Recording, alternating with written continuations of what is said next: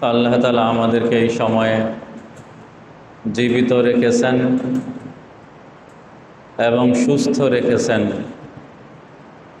এবং মসজিদে আসার তৌফিক দান করেছেন, নামাজি লোকদের অন্তর্ভুক্ত করেছেন, দাড়িওয়ালা টুপিওয়ালাদের অন্তর্ভুক্ত করেছেন। এই জাতীয় শত শত নেয়ামত দিয়ে আল্লাহ তাআলা আমাদেরকে ডেকে রেখেছেন। এই জন্য আমরা আল্লাহ তাআলার দরবারে আবারও শুকরিয়া জানাই, আলহামদুলিল্লাহ।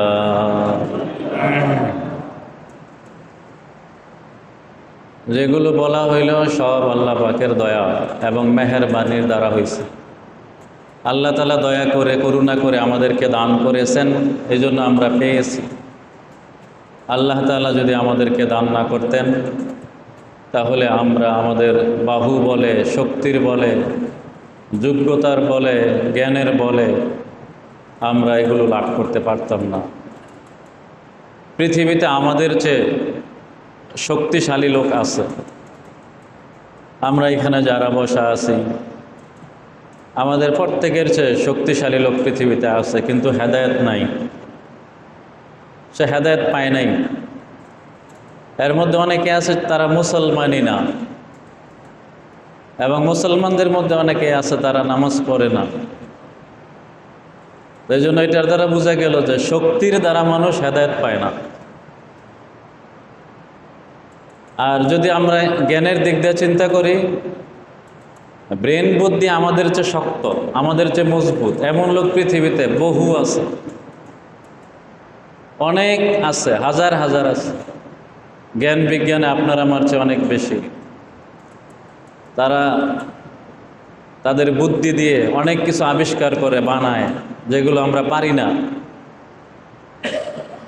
এত জ্ঞান বুদ্ধি তার, কিন্তু তার হেদায়েত নাই।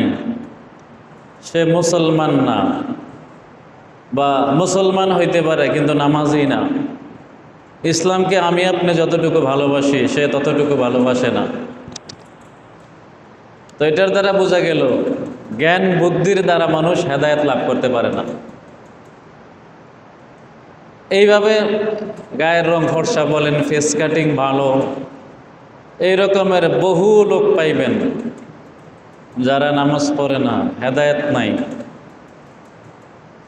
তো এইভাবে যদি আমরা চিন্তা করি তাহলে দেখা যাবে যে মানুষের ভিতরে যে যোগ্যতা থাকা দরকার, এরকম আমাদের চেয়ে অনেক বেশি যোগ্যতা সম্পন্ন মানুষ, কিন্তু সে নামাজ পড়ে না। এজন্য আমাদের ভিতরে আমরা এমন কোনো কারণ খুঁজে পাইব না যেই কারণে আমি হেদায়েত পাইছি। এরকম কোনো কারণ যদি আমার সামনে আসে যে আমি বুঝি, আমার জ্ঞান বুদ্ধি, এরকম আমাদের চেয়ে বহুত বেশি বুঝমান জ্ঞান বুদ্ধিওয়ালারা দিন থেকে অনেক দূরে। তাহলে যদি জ্ঞান বুদ্ধির কারণে মানুষ হেদায়েত পাইতো তাহলে সে আমার আগে পাইতো, যে আমার চেয়ে বেশি জ্ঞানী। শারীরিক শক্তির কারণে পাইলে সে আমার চেয়ে আগে পাইতো, কারণ সে আমার চেয়ে বেশি শক্তিশালী। এইভাবে সুন্দর মানুষ যদি হেদায়েত পাইতো তাহলে আমি কালা মানুষ হেদায়েত পাইতাম না। তাই জন্য গায়ের রং ফর্সা হওয়া বা ফেস কাটিং ভালো হইলে যদি হেদায়েত পাইতো তাহলে আমরা অনেকে হেদায়েত পাইতাম না। তো এই জাতীয় কোনো যোগ্যতা মানে এমন আমরা খুঁজে পাবো না যে যেই যোগ্যতার কারণে আমরা হেদায়েত পাইছি। এইভাবে চিন্তা করলে দেখা যাবে যে একমাত্র আল্লাহ পাকের অনুগ্রহে, দয়ার কারণেই আমরা হেদায়েত পাইছি। আল্লাহ তাআলা দয়া করে, মায়া করে, আমাদেরকে মোহাব্বত করে আল্লাহ তাআলা আমাদেরকে হেদায়েত দান করছেন, নামাজ পড়ার তৌফিক দান করছেন, মসজিদে আসার তৌফিক দান করছেন। কোরআন ও হাদিসকে আমরা ভালোবাসি, আমরা দাড়ি টুপিকে ভালোবাসি, ভালোবাসতে পারি, এটা একমাত্র আল্লাহ পাকের দয়া এবং অনুগ্রহ। এই জন্য এই অনুগ্রহের শুকরিয়া আদায় করে আমরা শেষ করতে পারবো না। এই জন্য যত বেশি বেশি সম্ভব হয় আল্লাহ পাকের অনুগ্রহ এবং দয়ার শুকরিয়া আদায় করা চাই। তাহলে আল্লাহ তাআলা আমাদেরকে এই জিনিসগুলো আরও বেশি থেকে বেশি করার তৌফিক দিবেন। আল্লাহ তাআলা আমাদের সকলকে শুকরিয়া আদায় করার তৌফিক দান করেন।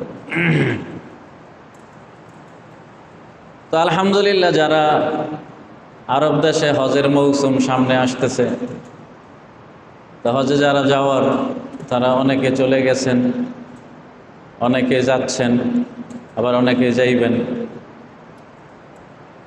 তো আমরা বলছিলাম আমি যে যাদের উপরে হজ ফরজ হয়েছে, হজ করার ব্যবস্থা আছে, প্রত্যেকে আমরা নিজের অবস্থা নিজে সবচেয়ে বেশি ভালো জানি।